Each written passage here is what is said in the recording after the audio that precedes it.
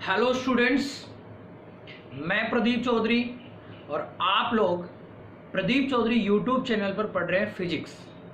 Students, इस YouTube channel को और भी बच्चों की हेल्प के लिए आप ज़्यादा से ज़्यादा शेयर करें ताकि वो स्टूडेंट्स भी इस चैनल को सब्सक्राइब करके इस चैनल का ज़्यादा से ज़्यादा फायदा उठा सकें। स्टूडेंट्स देखिए,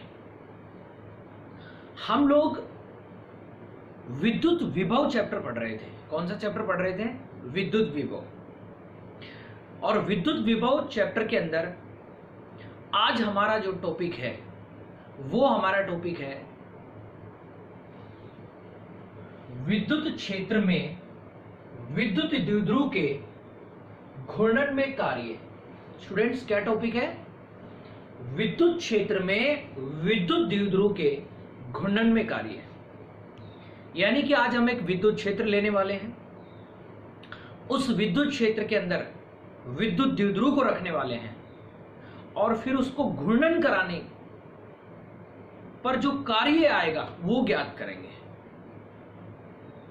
क्या कहा है मैंने कहा है विद्युत क्षेत्र लेंगे, उसके अंदर विद्युत द्विध्रुव को रखेंगे और रखने के बाद उसे घूर्णन कराएंगे। तो घूर्णन कराने पर कितना कार्य किया जाता है वो हमें ज्ञात करना है आज। ठीक है स्टूडेंट्स, देखिए अब आप समझिए। मान लीजिए ये हमारे पास एक विद्युत क्षेत्र है। स्टूडेंट्स, ये हमारे पास क्या है? विद्युत क्षेत्र। वैसे ही समझा रहा हूं मैं। ये हमारा हो गया, मान लीजिए, विद्युत क्षेत्र। और मान लीजिए ये विद्युत क्षेत्र की है डायरेक्शन, ई वेक्टर की, ये इसकी डायरेक्शन है मान लीजिए। अब इसमें हम क्या करते हैं? विद्युत द्विध्रुव को रखते हैं।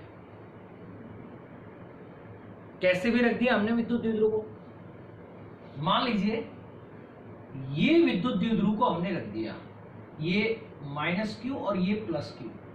पता है ना आपको, विद्युत द्विध्रुव -q और +q आवेश से मिलकर बनेगा। ये विद्युत द्विध्रुव रख दिया। अब स्टूडेंट्स, जैसे ही आप विद्युत क्षेत्र के अंदर विद्युत द्विध्रुव को रखोगे तो इस पर एक बल युग्म लगेगा।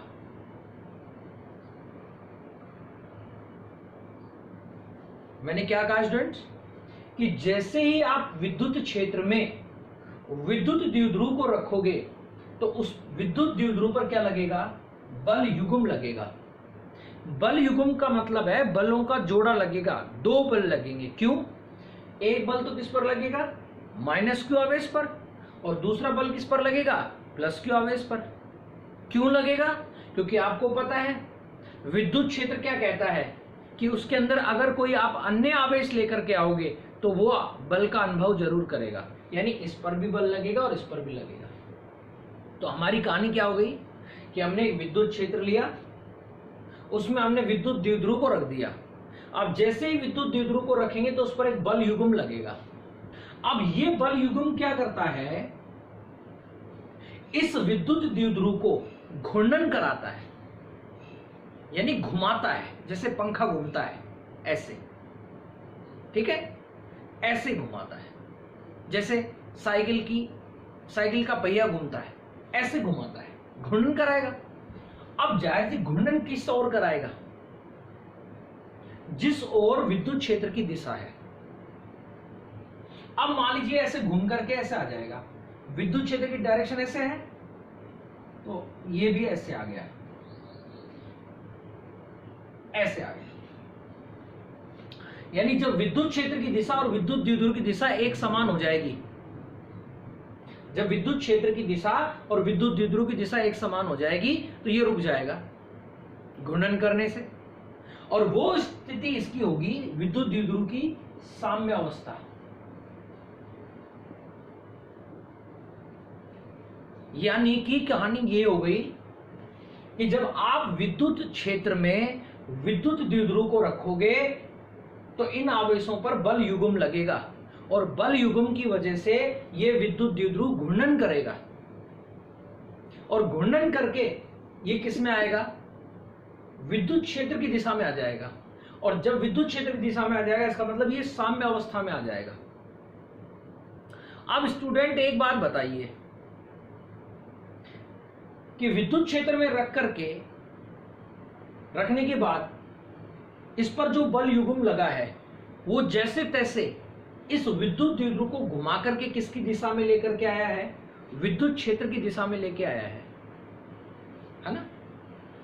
अब अगर हम इसको वापस घुमाएंगे, इस कंडीशन से वापस ले जाएंगे, तो हमें कार्य करना पड़ेगा, यानी इसको क्या करना पड़ेगा? कार्य करना पड़ेगा। मैंने ये कहा है कि जैसे ही आप विद्युत क्षेत्र में विद्युत द्विध्रुव को रखोगे तो उस पर बल युग्म लगेगा, और बल युग्म की वजह से इस पर बल आघूर्ण लगेगा, यानी ये घूर्णन करेगा, और घूर्णन करके ये किस में आ जाएगा? साम्य अवस्था में आ जाएगा। और अब अगर यदि इसको साम्य अवस्था से वापस किसी दूसरी कंडीशन में ले जाओगे तो आपको क्या करना पड़ेगा?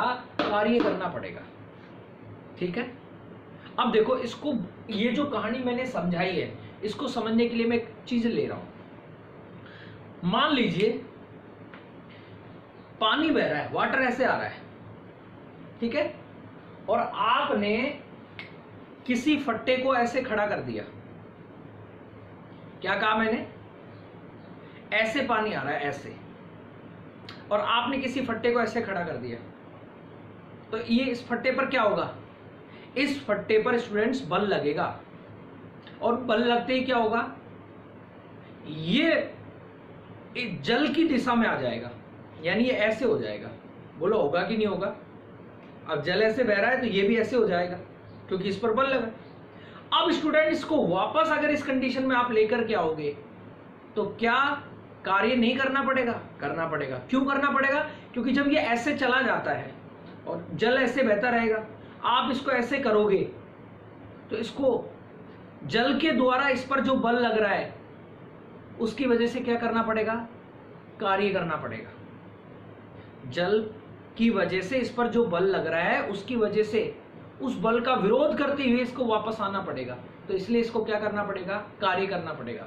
ठीक इसी प्रकार से जब विद्युत क्षेत्र के अंदर ये जो विद्युत द्विध्रुव है साम्य अवस्था में आ जाएगा, और आप इसे साम्य अवस्था से दूसरी अवस्था में ले जाओगे, किसी भी दूसरे कंडीशन में ले जाओगे, तो इसको यानी विद्युत द्विध्रुव को विद्युत क्षेत्र के द्वारा इस पर जो बल लगता है उसके विरुद्ध कार्य करना पड़ेगा ना?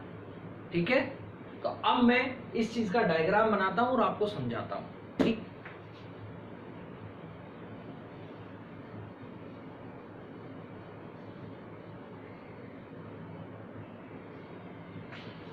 तो स्टूडेंट्स यहां पर मैं ले लेता हूं एक समान विद्युत क्षेत्र। एक समान विद्युत क्षेत्र की खासियत क्या होती है? इसमें विद्युत बल रेखाएं एक दूसरे के समांतर होती हैं और समान दूरी पर, यानी इनके विद्युत बल रेखाओं के बीच में दूरी भी समान होती है और एक दूसरे के कैसे होती है? समांतर भी। कब? जब विद्युत क्षेत्र एक समान हो। तो ये मैंने ले लिया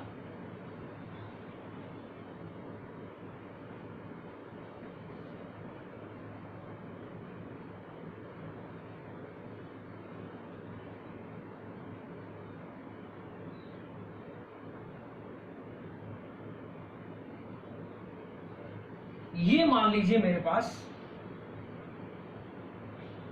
एक समान विद्युत क्षेत्र है ई वेक्टर। ये क्या है मेरे पास? एक समान विद्युत क्षेत्र ई वेक्टर है, और ये इसकी डायरेक्शन है विद्युत क्षेत्र की। ठीक है, अब इसके अंदर हम क्या रखेंगे? विद्युत द्विध्रुव रखेंगे। फिर विद्युत द्विध्रुव रखेंगे तो इस पर विद्युत द्विध्रुव पर क्या लगेगा? बल युग्म लगेगा, यानी बलागुण लगेगा, और बलागुण लगेगा तो वो किस में चला जाएगा? साम्यावस्था में, है ना? तो हम इसको किस में रख लेते हैं? साम्यावस्था में। मान लीजिए ये ए पॉइंट है, ये बी पॉइंट है, किसका? विद्युत द्विध्रुव का, और ये हमने ऐसे रख दिया विद्युत द्विध्रुव को। ये इसका माइनस क्यू आवेश, ये इसका प्लस क्यू आवेश। ठीक है, तो ये विद्युत क्षेत्र की दिशा भी हो गई और विद्युत द्विध्रुव की दिशा भी हो गई। पता है आपको? क्योंकि माइनस क्यू आवेश से किधर होती है, प्लस क्यू आवेश से, इसकी विद्युत द्विध्रुव आघूर्ण के लिए दिशा। अब देखिए स्टूडेंट्स, अगर मैं इसको विद्युत द्विध्रुव आघूर्ण की दिशा के हिसाब से लिखूं तो मैं ऐसे लिख सकता हूं, पी वेक्टर लिख सकता हूं इधर इसको, ठीक है, विद्युत द्विध्रुव आघूर्ण की दिशा। अब स्टूडेंट्स ये इसका मिड पॉइंट भी ले सकते हैं, ये इसका मिड पॉइंट हो गया O, ठीक है, किसका, विद्युत द्विध्रुव का। अब इस पर बल कितना लगेगा, इस पर बल लगेगा F वेक्टर बराबर minus Q E vector, F vector बराबर माइनस क्यू ई वेक्टर। ये कैसे पता लगा, विद्युत क्षेत्र में किसी आवेश पर लगने वाला बल, विद्युत क्षेत्र में किसी आवेश पर लगने वाला बल इस फॉर्मूले से ज्ञात किया जाता है, यानी विद्युत क्षेत्र की तीव्रता के फॉर्मूले से ज्ञात किया जाता है। तो F वेक्टर बराबर क्या हो गया, क्यू नॉट ई वेक्टर। तो इस आधार पे F वेक्टर बराबर, देखिए F वेक्टर बराबर यहां पर माइनस क्यू और ई वेक्टर, इस फॉर्मूले से लिखा है मैंने। अब यहां पर जो बल लगेगा उसके लिए क्या हो जाएगा, इसके ऊपर जो बल लगेगा वो होगा F वेक्टर बराबर में क्यू ई वेक्टर। समझ गए आप, ये कहानी हो गई। अब स्टूडेंट्स हम क्या करते हैं, आप एक बात बताइए, ये जो विद्युत द्विध्रुव आपका रखा हुआ है, मान लीजिए ऐसे है, इसे आप ऐसे घुमाओगे, जब आप इसे ऐसे घुमाओगे तो इस पर विद्युत क्षेत्र के द्वारा बल लगेगा, यानी बल दो बल लगेंगे, यानी बलाघूर्ण लगेगा। तो कितना बलाघूर्ण लगेगा वो आपको ज्ञात करना है। तो स्टूडेंट्स वो तो आपने ज्ञात कर रखा है पहले, कहा, फर्स्ट चैप्टर में पीछे एक टॉपिक पढ़ा था, एक समान विद्युत क्षेत्र में, एक समान विद्युत क्षेत्र में विद्युत द्विध्रुव पर आरोपित बलाघूर्ण। तो देखिए क्या है, किसी एक समान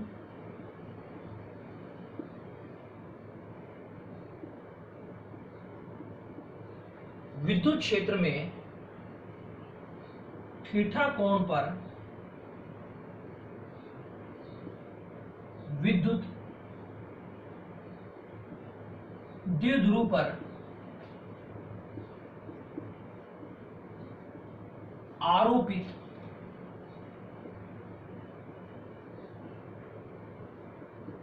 बलाघूर्ण।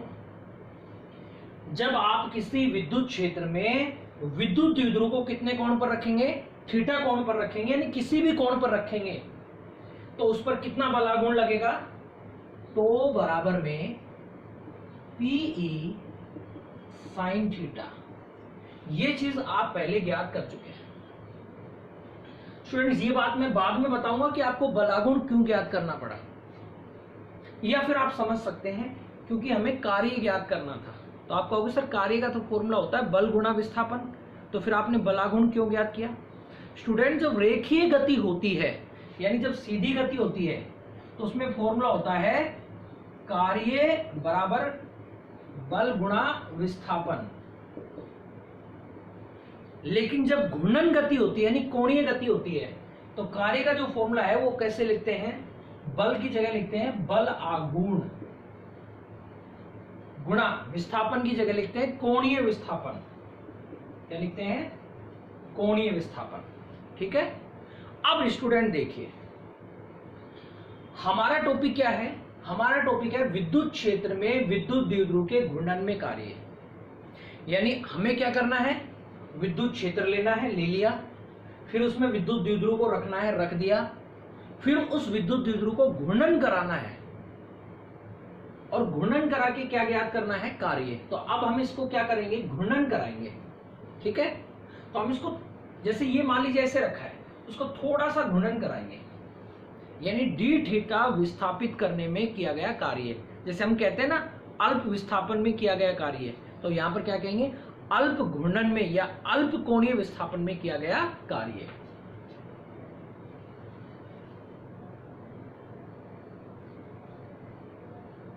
देखिए लिखते हैं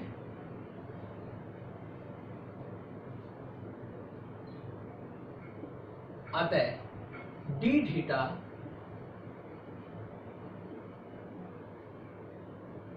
विस्थापन में किया गया कार्य, कितना विस्थापित करने पर? डी थीटा विस्थापित करने में किया गया कार्य। अब जब आप इसको डी थीटा विस्थापित करोगे, थोड़ा सा विस्थापित करोगे, तो कार्य का फॉर्मूला आप क्या लिखोगे? बताओ। कार्य बराबर, बोलो, बल आघूर्ण गुणा कोणीय विस्थापन। बल आघूर्ण गुणा कोणीय विस्थापन।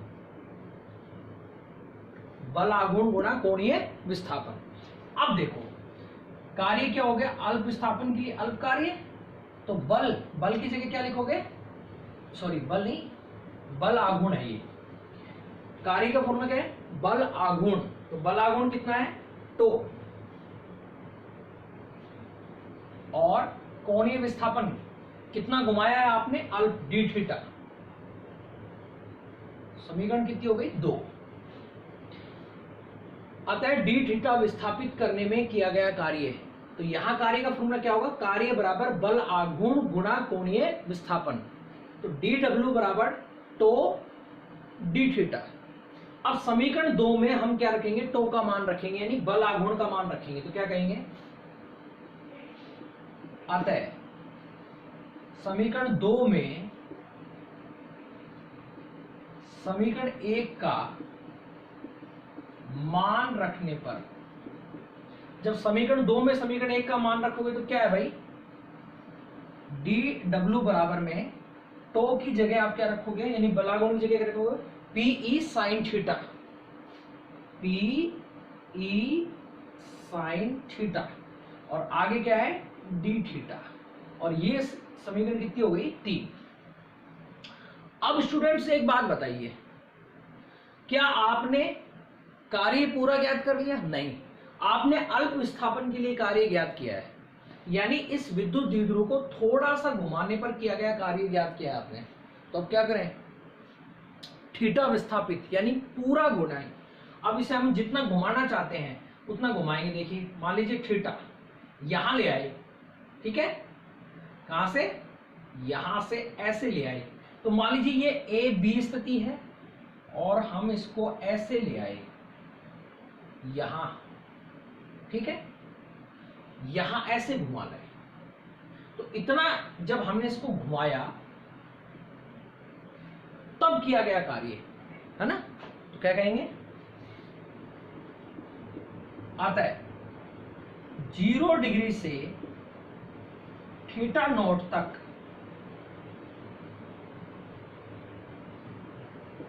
घुमाने पर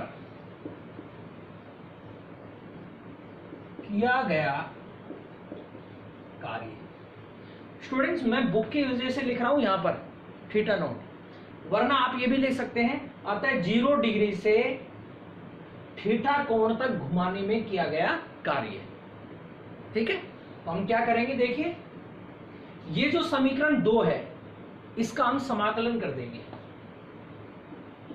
नहीं, सॉरी, समीकरण 3 का। किसका? हम समीकरण 3 का क्या कर देंगे? समाकलन कर देंगे। अतः समीकरण 3 का समाकलन करने पर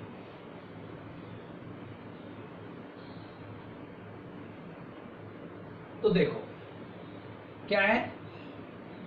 डी डब्ल्यू का क्या आ जाएगा? डब्ल्यू, इसका इंटीग्रेशन कहां से? 0 डिग्री से थीटा नॉट, या थीटा भी लिख सकते हैं, इससे कोई फर्क नहीं है, वैसे जनरल लिखा जा रहा है। आगे pi sine theta, pi sine theta और डी थीटा। अब आपको पता है नियत राशि अवकलन या समाकलन करते समय कहां ले ली जाती है? बाहर ले ली जाती है। तो हम क्या कहेंगे? पीई को बाहर ले लेंगे, इंटीग्रेशन 0 डिग्री से थीटा नॉट तक, अंदर आ गया साइन थीटा डी थीटा। यानी हमें साइन थीटा का क्या करना है, समाकलन करना है। स्टूडेंट्स आपको पता है कक्षा 11 में आपने समाकलन पढ़े हैं, और रही बात मैथमेटिक्स के जो स्टूडेंट्स हैं वो अब भी पढ़ रहे हैं, लेकिन वो मैथ्स में पढ़ रहे हैं। तो साइन थीटा का समाकलन क्या होता है, माइनस कोस थीटा। तो क्या होगा, W बराबर में PE, अंदर क्या आ गया, माइनस कोस थीटा। आपको पता है समाकलन करने के बाद समाकलन का चिन्ह हट जाता है, लेकिन लिमिट नहीं हटती, यानी 0 डिग्री से थीटा तक नहीं हटेगा। तो हम क्या करेंगे, अब पहले अपर लिमिट रखेंगे, फिर माइनस का चिन्ह लगाएंगे, फिर लोअर लिमिट रखेंगे। तो क्या हो जाएगा बताइए, W बराबर में PE माइनस कॉस थीटा की जगह थीटा नॉट, फिर माइनस लगाएंगे, फिर 0 रखेंगे यहाँ, तो माइनस कॉस 0।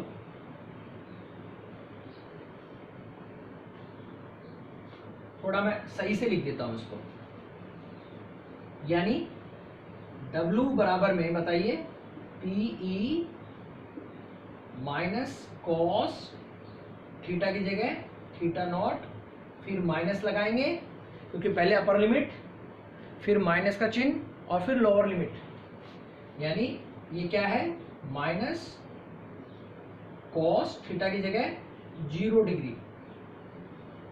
ठीक है, तो माइनस माइनस स्टूडेंट्स क्या हो गया, प्लस हो गया।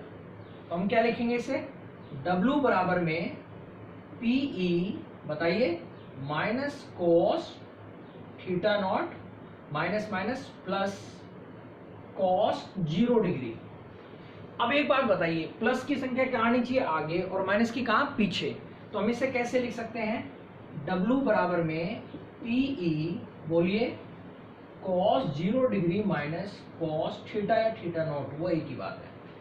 अब आपको पता है कोस 0 डिग्री का मान कितना होता है, 1 होता है, चूंकि कोस 0 डिग्री बराबर 1। तो स्टूडेंट जब कोस 0 डिग्री बराबर 1 होगा तो यहां 1 रख देंगे, तो क्या लिखेंगे, W बराबर में PE 1 minus cos theta naught. ये हमारा क्या हो गया, कार्य हो गया। कौन सा कार्य है, जब हम विद्युत क्षेत्र में विद्युत द्विध्रुव को साम्य अवस्था से घूर्णन कराएंगे तब किया गया कार्य है ये। ठीक है, ये हमने इसको ऐसे घुमाया है। तो ये था हमारे पास, सिंपल सी बात है, हमने अल्प विस्थापन के लिए कार्य निकाला है और फिर थीटा विस्थापन के लिए कार्य निकाला है ना। घूर्णन गति है इसलिए कार्य का फॉर्मूला लगा है, कार्य बराबर बल आघूर्ण गुणा कोणीय विस्थापन। ठीक, ये जो बल आघूर्ण की जरूरत थी वो हमारे पास पहले ही था, हमने निकाल चुके थे पहले चैप्टर में। आपको पता है कि एक समान विद्युत क्षेत्र में जब विद्युत द्विध्रुव पर बलाघूर्ण लगता है तो बलाघूर्ण होता है तो बराबर PE साइन थीटा। अब बात करते हैं हम विशेष कंडीशन की। विशेष कंडीशन का मतलब, अगर आपको कोई कह दे कि भाई इसको 0 डिग्री से, विद्युत द्विध्रुव को 0 डिग्री से 90 डिग्री तक घुमाओ, 90 मतलब बिल्कुल ऐसे, ठीक है, तब कितना कार्य होगा। तो देखो मैं इसे हटा देता हूं, आप स्क्रीनशॉट ले सकते हैं।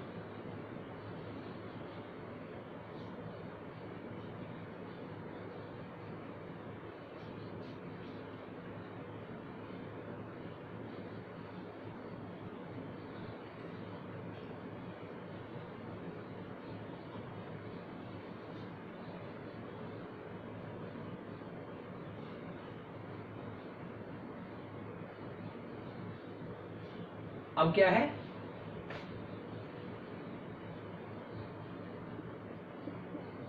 विशेष स्थितियां। पहली, यदि θ1 से θ2 तक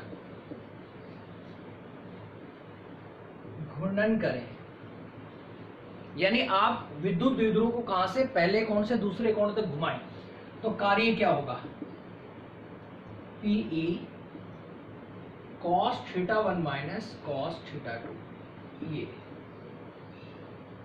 अब कोई आपसे कहता है कि भाई विद्युत द्विध्रुव को विद्युत क्षेत्र के साथ 0 डिग्री से लेकर 90 डिग्री तक घुमाओ, तो कार्य कितना होगा? यदि 0 से 90 डिग्री घूर्णन करे तो W बराबर क्या होगा? PE, तो cos 0 माइनस cos 90। अब cos 0 का मान कितना होता है स्टूडेंट्स? 1 होता है, तो W बराबर PE 1 माइनस और cos 90 का मान 0, तो क्या हो जाएगा? W बराबर बोलो PE और इसके साथ गुणा करेंगे तो 0। ये PE कब आया? ये तब आया जब 0 डिग्री से 90 डिग्री आप घुमाएंगे।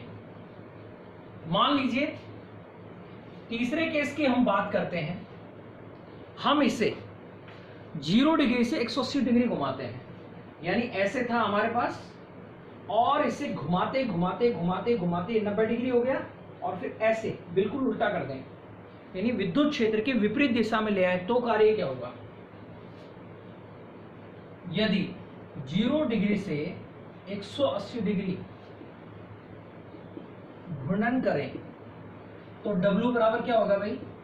PE cos 0 degree minus cos 180, तो W बराबर क्या हो गया? PE cos 0 डिग्री का मान कितना होता है भाई? 1 माइनस और cos इसका कितना है मान बताओ?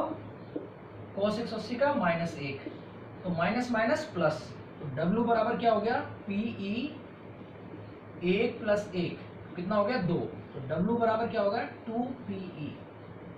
करेक्ट। ये था हमारे पास स्टूडेंट्स हमारा टॉपिक, विद्युत क्षेत्र में विद्युत द्विध्रुव के घूर्णन में किया गया कार्य। उम्मीद करता हूं आप लोगों को बहुत अच्छे से समझ में आया होगा, और फिर कह रहा हूं ज़्यादा से ज़्यादा शेयर कीजिए और ज़्यादा से ज़्यादा लोगों से सब्सक्राइब कीजिए, करवाइए, ताकि वो लोग भी इस चीज़ का बेनिफिट उठा सकें और आप किसी की हेल्प कर सकें। अब हम मिलते हैं अगले टॉपिक में अगले वीडियो के साथ। तब तक के लिए बार बार वीडियोस देखिए और मेहनत करते रहिए, और हाँ, लाइक कीजिए, कमेंट्स कीजिए और शेयर कीजिए। धन्यवाद।